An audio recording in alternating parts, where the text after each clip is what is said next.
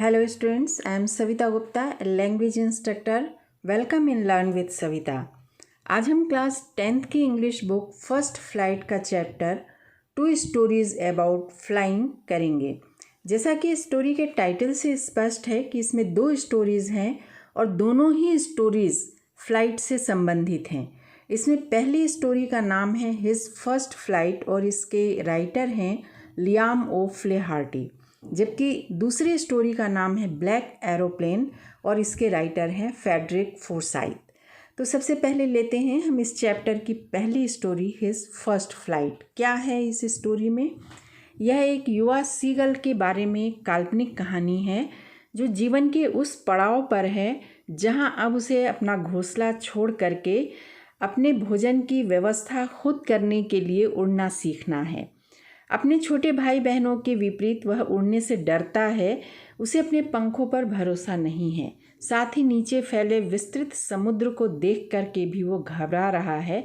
लेकिन फिर वह किस तरह अपनी पहली उड़ान भरने में कामयाब हुआ, यही इस स्टोरी में बताया गया है। The young seagull was alone on his ledge. समुद्र के किनारे चट्टान से निकली हुई एक चीर पर एक युवा सीगल पक्षी अकेला बैठा था। His 2 brothers and his sister had already flown away the day before. उसके 2 भाई और एक बहन एक दिन पहले ही उड़ान भर चुके थे। He had been afraid to fly with them. लेकिन उसे अपने भाई बहनों के साथ उड़ान भरने में डर लग रहा था। Somehow, when he had taken a little run forward to the brink of the ledge and attempt to flap his wings, he became afraid. और ऐसा नहीं है कि उसने कोशिश नहीं की थी, वह भी किसी तरह अपने डर को दबाकर चट्टान के किनारे की तरफ दौड़कर आया और उड़ान भरने के लिए अपने पंख फड़फड़ाए थे, लेकिन तभी वो डर गया था और रुक गया था। The great expanse of sea stretched down beneath. नीचे विस्तृत समुद्र फैला हुआ था। And it was such a long way down, the miles down, और ये मीलों गहरा भी था। He felt certain that his wings could never support him. पता नहीं क्यों उसे ऐसा लग रहा था कि उसके पंख उड़ने में उसका सपोर्ट नहीं करेंगे। So he bent his head and ran away back to the little hole under the ledge. इसलिए वो थोड़ी देर दौड़ने के बाद अपना सिर झुका लेता है और चट्टान में बने छेद में अपने घोंसले में चला जाता है। Where he slept at night, और पूरी रात वहीं पर सोता है। Even when such of his brothers and his little sister, whose wings were far shorter than his own, ran to the brink, flapped their wings and flew away. यहाँ तक कि उसके छोटे भाई और बहन, जिनके पंख उसके अपने पंखों के अपेक्षा काफ़ी छोटे थे, वे दौड़कर रॉक के किनारे तक आए थे, अपने पंख फड़फड़ाए थे और उड़ गए थे। He failed to muster up courage यानी हिम्मत बटोरना, to take that plunge which appeared to him so desperate. लेकिन हमारा जो युवा सीगल था वो उड़ान भरने के लिए हिम्मत जुटाने में फेल हो गया और उड़ नहीं सका था। इससे वो काफ़ी निराश हो गया था। डिस्परेट यानी कि निराश हो गया था। His father and mother had come around calling him shrilly. उसके माता और पिता तीखी आवाज़ निकालते हुए उसके चारों ओर उड़ रहे थे और बुला रहे थे। अपब्रेडिंग हिम, अपब्रेडिंग यानी कि स्कॉल्डिंग यानी कि डांटना, अपनी भाषा में उसे डांट भी रहे थे। थ्रेटनिंग यानी कि डराना, धमकी देना। Threatening to let him starve on his ledge unless he flew away, और साथ ही साथ उसे डांट भी रहे थे उसको धमकी भी दे रहे थे कि अगर तुम नहीं उड़ोगे तो फिर तुम्हें यहीं पर चट्टान पर भूखा मरने के लिए छोड़ दिया जाएगा। ठीक है, अपना खाना तुम्हें खुद अरेंज करना है, नहीं तो तुम यहीं भूखे मरोगे। तो मतलब ये था कि अब उस युवा सीगल को उड़ना सीखना है, तभी वो समुद्र के पानी में डाइव लगाकर अपने लिए खाना अरेंज कर पाएगा। कोई दूसरा उसके लिए खाना नहीं लाएगा, चाहे इसके लिए उसे भूखा ही क्यों ना मरना पड़े। But for life of him he could not leave. But लेकिन भोजन जो उसके जीवन के लिए बहुत ज़रूरी था, उसके लिए भी वो नहीं हिला। इतना वो डरा हुआ था, उसकी हिम्मत ही नहीं हो रही थी उड़ान भरने की। दैट वॉज 24 आवर्स एगो। उसके माता पिता जब उसे बुलाने आए थे तब से लेकर अब तक 24 घंटे हो चुके थे। पूरी रात वो घोंसले में सोता रहा था, यानी उसे अब भूखा रहते हुए 24 घंटे तक हो चुके थे। उस समय के बाद अब तक फिर कोई उसे बुलाने नहीं आया था। Since then nobody had come near him, कोई उसके पास नहीं आया था। The day before, all day long, he had watched his parents flying about with his brothers and sister. एक दिन पहले पूरे दिन उसने देखा कि उसके माता पिता उसके भाई बहनों के साथ उड़ान भर रहे हैं, perfecting them in the art of flight, और उन्हें उड़ान के नए नए कौशल भी वो सिखा रहे थे। Teaching them how to skim the waves. Skim means to move lightly just above the surface of sea, यानी कि लहरों के ऊपर किस तरह हल्के हल्के ढंग से चला जाए। तो इस स्किल को सिखा रहे थे। And how to dive for fish, और चूँकि मछली इनका भोजन था तो मछलियों को पकड़ने के लिए कैसे गोता लगाया जाए, ये सारे स्किल उसने देखा कि उसके माता पिता उसके भाई बहनों को सिखा रहे थे। He had in fact seen his elder brother catch his fish herring. herring क्या होता है? एक सॉफ्ट फिन सी फिश होती है, बहुत नाजुक सी मछली होती है। एंड डिवोर यानी कि निगलना, स्टैंडिंग ऑन ए रॉक। उसने तो ये भी देखा था कि उसका बड़ा भाई कैसे अपना पहला हेरिंग यानी कि सॉफ्ट फिन्ड सी फिश को पकड़ा था और एक चट्टान पर खड़ा होकर के उसे निगल गया था।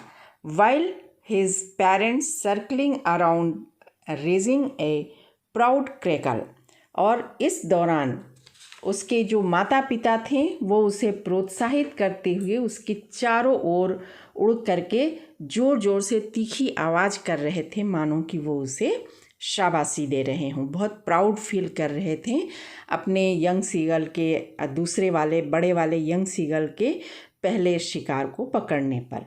And all the morning the wolf family had walked about on the big plateau midway down the opposite cliff taunting him with the कावर्डिक।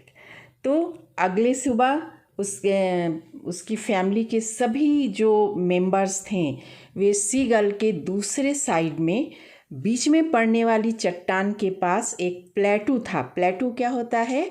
एक उभरी हुई समतल ज़मीन होती थी। तो वहाँ पर वो पहुँच गए थे और वहीं से उसकी कायरता पर उसे चिल्ला चिल्ला करके टॉन्ट कर रहे थे, उसको उल्टी सीधी अपनी भाषा में चीख चीख करके कुछ बोल रहे थे। The sun was now ascending the sky. धीरे धीरे सूरज आसमान में ऊपर चढ़ रहा था। Blazing on his ledge that faced the south, और ऊपर चढ़ता हुआ सूरज, लेस जो कि दक्षिण दिशा में था, उस पर सूरज की रोशनी काफ़ी तेज चमक रही थी। इसी लेज पर हमारी यंग सीगल का घोंसला था। He felt the heat because he had not eaten since the previous nightfall. अब सूरज की तेज़ धूप भी उससे बर्दाश्त नहीं हो रही थी, क्योंकि उसने पिछली रात से कुछ भी नहीं खाया था, बिल्कुल भूखा प्यासा था। He stepped slowly out to the brink of ledge. अब वो धीरे धीरे चलता हुआ बाहर आया और चट्टान के बिल्कुल किनारे पर आ जाता है। And standing on one leg with the other leg hidden under the wing, वो अपनी एक टांग पर खड़ा होकर दूसरी टांग को पंख में छुपा लेता है। He closed one eye then the other, और फिर अपनी एक आंख बंद करके दूसरी आंख भी धीरे से बंद कर लेता है और नींद आने का दिखावा करने लगता है।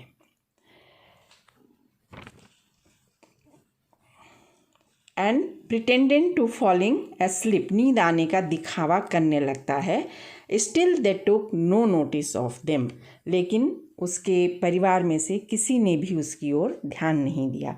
तो उसने ऐसा क्यों किया? बाहर आ कर के एक पैर पे खड़े होकर के नींद आने का दिखावा क्यों कर रहा था? क्योंकि वो चाह रहा था कि उसकी फैमिली के जो मेंबर्स हैं वो उसकी ओर आकर्षित हों, उसकी ओर ध्यान दें और ला कर के खाने के लिए थोड़ी मछली वछली दे दें। लेकिन किसी ने भी कोई नोटिस नहीं लिया। खड़े हो भाई, खड़े रहो, है ना। Still they took no notice of them, है ना, कोई इसने भी ध्यान नहीं दिया।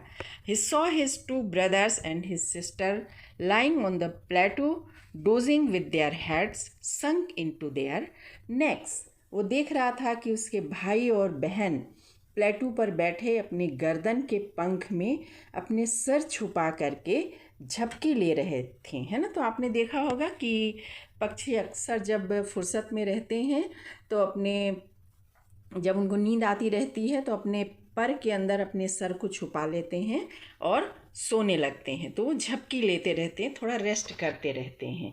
His father was preening the feathers on his white back. Preening क्या होता है? पंखों को संवारना।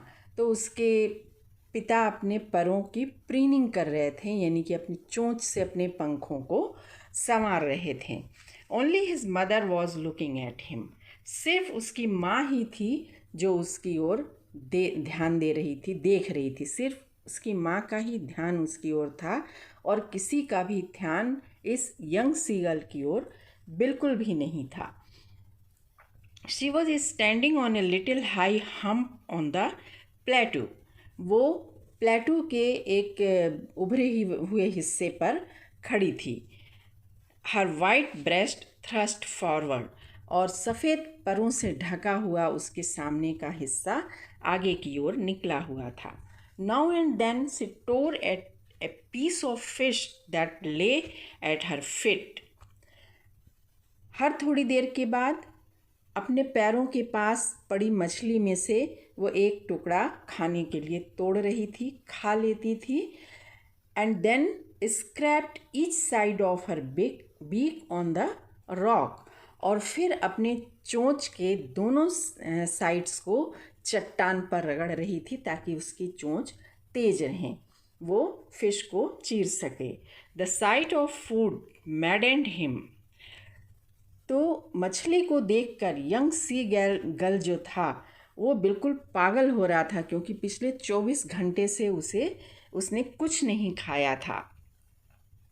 How he love to tear food that way, scraping his beak now and again to whet it. Whet यानी कि टू शार्पेन, यानी कि तेज करना। तो उसे कितना पसंद था इस तरह से फिश को चीर करके खाना और बार बार अपने चोंच को रगड़ना ताकि वे वेट हो जाए। वेट यानी कि शार्पन हो जाए, तेज रहें वो बिल्कुल, ताकि वो खाने को चीर सके। गा गा गा he cried begging her to bring him some food. अपनी माँ को देखते हुए वो आवाज़ लगाता है गा गा गा कि कुछ खाने को दे दो। गाँव कॉला ही स्क्रीम्ड बैक डेरिसिवली। डेरिसिवली यानी कि in a manner showing someone that he is stupid. ठीक है, तो उसकी माँ भी पलट करके बिल्कुल झिड़कते हुए चिल्लाकर अपनी लैंग्वेज में गाँव कोला यानी कि बिल्कुल झिड़कते हुए जैसे बोल रही हो कि आओ और अपना खाना खुद अरेंज करो। एंड आफ्टर ए मिनट और so he uttered a joyful scream. लेकिन इसके थोड़ी ही देर के बाद, 1-2 मिनट के बाद, वो ज़ोर से खुशी से चिल्ला पड़ता है। क्यों खुशी से चीखता है यंग सीगल? देखते हैं। His mother had picked up a piece of fish and was flying across to him with it. क्योंकि उसने देखा कि उसकी माँ फिश का एक टुकड़ा अपनी चोंच में ले करके उड़ती हुई उसकी ओर आ रही है. He leaned out eagerly, tapping the rock with his feet. वो अपने मछली को जल्दी से लेने के लिए यंग सीगल चट्टान के बिल्कुल किनारे तक आकर के झुक कर देखने लगा और साथ ही साथ पंजे से चट्टान को थपक भी रहा था. Trying to get nearer to her as she flew across, है ना. वो बिल्कुल चाह रहा था कि जैसे ही उसकी माँ फिश के टुकड़े को लेकर उसके पास आए वो तुरंत उससे वो फिश का टुकड़ा झपट ले. But when she was just opposite to him, she halted, her wing motionless. लेकिन जैसे ही उसकी माँ उसके बिल्कुल सामने आती है वो वहीं हवा में रुक जाती है, उसके पंख भी फड़फड़ाना बंद कर देते हैं. The piece of fish in her beak almost within reach of his beak.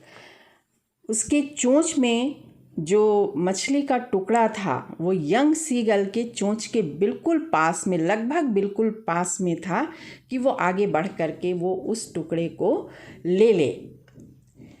ठीक है. He waited a moment in surprise. उसे आश्चर्य हो रहा था, एक क्षण वो रुका कि वेट कर रहा था. Wondering why she didn't come nearer. और उसे आश्चर्य हो रहा था कि उसकी माँ उसके पास में आकर के उसे फिश क्यों नहीं दे रही है. Maddened by hunger he dived at the fish. लेकिन जब उसने देखा कि माँ वहीं हवा में रुक गई है और उसके पास आके उसे फिश नहीं दे रही है तो भूख से पागल होकर के उसने तुरंत माँ के चोंच में फंसे उस मछली के टुकड़े की ओर छलांग लगा दी. और यही थी माँ की ट्रिक कि किस तरह से उसको छलांग लगा करके उसको घोंसले से बाहर निकाला जाए और उड़ने के लिए प्रेरित किया जाए. ये एक उसकी माँ की ट्रिक थी. ठीक है, समझ में आया ना. He dived at the fish with a loud scream. He fell outward and downward into the space. Then a monstrous terror seized him and his heart stood still.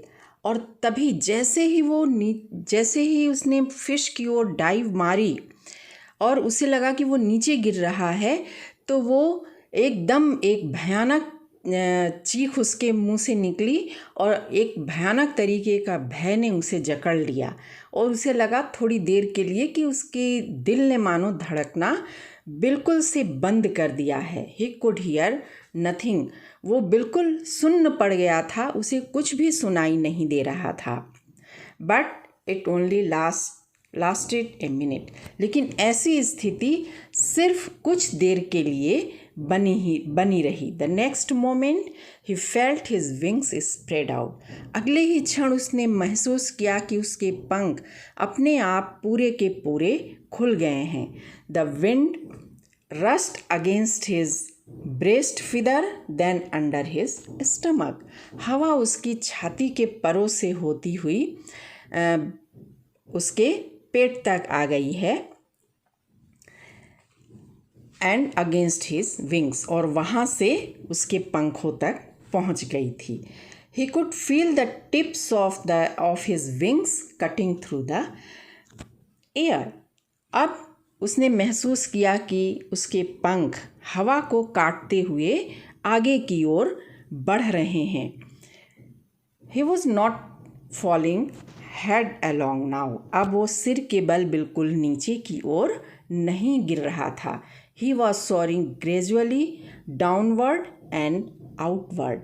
अब वो डाउनवर्ड एंड आउटवर्ड यानी कि यहाँ ये जो चट्टान है यहाँ से वो नीचे ऐसे डाउनवर्ड गिरा और फिर ऐसे आउटवर्ड होता हुआ वो सोर करने लगा था. कहाँ पर? हवा में. Then He flapped. He was no longer afraid. अब उसे बिल्कुल भी डर नहीं लग रहा था. He just felt a bit dizzy. उसे अब बस ऐसा लग रहा था कि थोड़ा थोड़ा सा वो अनकंफर्टेबल फील कर रहा है, लेकिन जल्दी ही वो अपने आप को संभाल लिया. He was no longer afraid. He just felt a bit dizzy. Then he flapped his wings and he soared upward. और फिर उसने अपने पंखों को फड़फड़ाया और हवा में ऊपर की ओर सोर करने लगा. गा गा गा गा गा गाओ कोल गा. His mother swooped past him, her wings making a loud noise. तो उसकी मदर सीगल जो थी वो गा गा गा गाओ कोला जैसे स्वर में चीखते हुए उसके ऊपर की ओर उड़ने लगी. अब उसकी माँ के पंख चूँकि बहुत बड़े बड़े थे, इसलिए बहुत तेज़ आवाज़ उसके पंखों से निकलने लगा. He answered him with another scream. अपनी माँ की आवाज़ सुन करके उसने भी अपनी भाषा में चीख करके जवाब दिया. Then his father flew over him screaming. और तभी उसने देखा कि उसके पिता भी उसके आसपास आवाज़ निकालते हुए उड़ रहे हैं. He saw his two brothers and his sister flying around him, curveting and banking and soaring and diving. और उसने देखा कि उसके जो भाई और बहन हैं वो भी उड़ने की तरह तरह की कलाबाजियाँ खाते हुए उसके पास से क्या कर रहे हैं, उड़ रहे हैं. तो यहाँ पर कई तरह की कलाबाजियाँ बताई हैं उड़ान की. सबसे पहला है कर्वेटिंग लीपिंग लाइक हॉर्स यानी कि इस तरह से उड़ रहे हैं. दूसरा जो है कि बैंकिंग बता रहे हैं, flying with one wing higher than the other, है ना. मान लीजिए कि अगर ये पक्षी है तो इसका एक पंख ऊपर की ओर है और दूसरा पंख नीचे की ओर है. तो इस तरह से वो फ्लाई करना जो कहलाता है, एक पंख ऊपर रख करके दूसरा पंख नीचे रखना, इसको कहलाता है ये बैंकिंग. नेक्स्ट जो है सोरिंग क्या होता है कि हमारा जो पक्षी है ये अपने एक पंख इधर और एक पंख इधर करके बिल्कुल स्थिर हो जाता है और बिल्कुल भी मूव नहीं करता है, हवा में बिल्कुल पंख नहीं फड़फड़ाता है और चुपचाप चक्कर काटा करता है, जिसे क्या कहते हैं, सोरिंग कहते हैं. और डाइविंग, जैसे ही वो नीचे समुद्र में अपने शिकार को देखता है, अपने परों को समेटता है और फिर नीचे की ओर डाइव लगा देता है, मछली को पकड़ने के लिए गोता लगा लेता है और इसे कहते हैं डाइविंग. तो इस तरह से वो उसके भाई और बहन कभी कर्वेटिंग करते हुए, बैंकिंग, सोरिंग और डाइविंग करते हुए उसके चारों ओर चक्कर लगा रहे थे और उसे प्रोत्साहित कर रहे थे. तो इस तरह से आप देखिए कि पूरी की पूरी फैमिली उसके उड़ने के पहले अटेम्प्ट पर चीख करके अपनी खुशी का इजहार कर रहे थे. This is the power of family. Then he completely forgot that he had not always been able to fly. अब उसके दिमाग से ये बात पूरी तरह निकल गई थी कि कभी उसे उड़ना नहीं आता था या वो उड़ने की सोच करके ही डरा करता था. And commented himself to dive and soar and curve and striking shrilly. तो अब वो क्या कर रहा था, खुद करवटिंग कर रहा था, बैंकिंग कर रहा था, डाइविंग और सोरिंग करते हुए, तीखी आवाज़ निकालते हुए वो क्या कर रहा था, कलाबाजियाँ ले रहा था हवा में. He was near the sea now flying straight over it. अब वह समुद्र के सतह के बिल्कुल पास था और उसके बिल्कुल समांतर उड़ रहा था. He saw a vast green sea beneath him with little ridges moving over it. वो उसके ठीक नीचे हरा समुद्र वो देख रहा था, जिसकी सतह पर हल्की हल्की लहरें चल रही थीं। And he turned his beak sideways and cawed amusedly, और फिर वो अपने धीरे से अपने सिर को मोड़ता है हवा में उड़ते हुए और एक बड़ी खुश होकर के आवाज़ करता है। His parents and his brothers and sister has landed on this green flooring ahead of him, और उसके जो पेरेंट्स थे, उसके जो भाई थे, उसकी जो बहन थी, वो इस ग्रीन फ्लोरिंग, तो यहाँ ग्रीन फ्लोरिंग किसको कहा गया है? हरे समुद्र को कहा गया है। ठीक है, तो हरे समुद्र के पानी की सतह पर वो उतर चुके थे।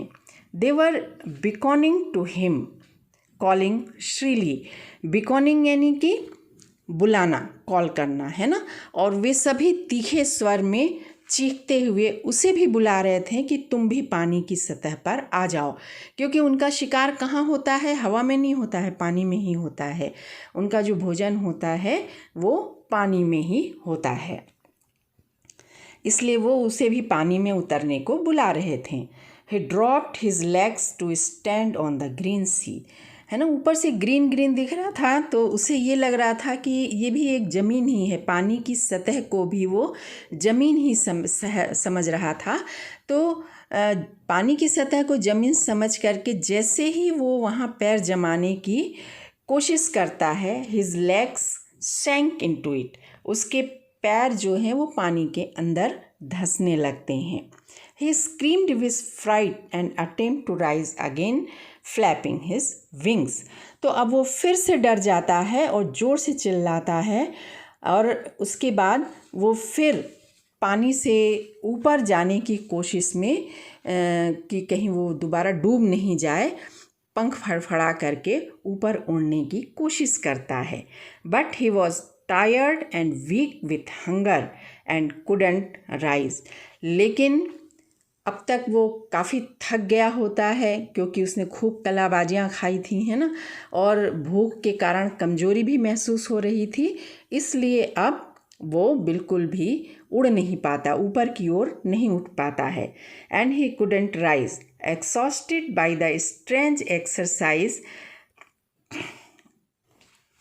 ठीक है, तो एग्जॉस्ट हो गया था, है ना, उसने जो कलाबाजियाँ खाई थी उड़ान के दौरान, कभी सोरिंग कर रहा था, डाइविंग कर रहा था, बैंकिंग कर रहा था, कवेटिंग कर रहा था, तो इन सब एक्सरसाइज के कारण उसकी एनर्जी भी पूरी ख़त्म हो गई थी। तो हालांकि वो डर तो गया था, ऊपर उड़ने की दोबारा उसने कोशिश की, लेकिन बिल्कुल उड़ नहीं पाया। His feet sank into the green sea. अब उसके जो दोनों पैर थे वो समुद्र के पानी में अंदर जा चुके थे। And then his belly touched it, और तभी अचानक उसके पेट ने पानी की सतह को छुआ। And he sank no further. लेकिन आश्चर्य कि वो पानी में डूबा नहीं, वो सतह पर तैरने लगा। He was floating on it, सतह पे तैरने लगा। Around him his family was screaming, praising him, and their beaks were offering him scraps of dogfish. और उसकी पूरी की पूरी फैमिली, उसके दोनों भाई बहन, उसके माता पिता खुशी से चीखते हुए उसके चारों ओर तैर रहे थे, और फिर उसको डॉग फिश के टुकड़े खाने को ऑफ़र कर रहे थे, उसकी खूब तारीफ़ कर रहे थे। He had made his first flight. तो इस तरह उसने अपनी पहली उड़ान सफलतापूर्वक पूरी कर ली थी। तो है ना, अच्छी सी स्टोरी है ना, कोशिश करने वालों की हार नहीं होती है। ठीक है, तो इस चैप्टर का जो सेकंड स्टोरी है ब्लैक एरोप्लेन, ये हम अगले वीडियो में देखेंगे। थैंक यू बच्चों, thanks for watching the video.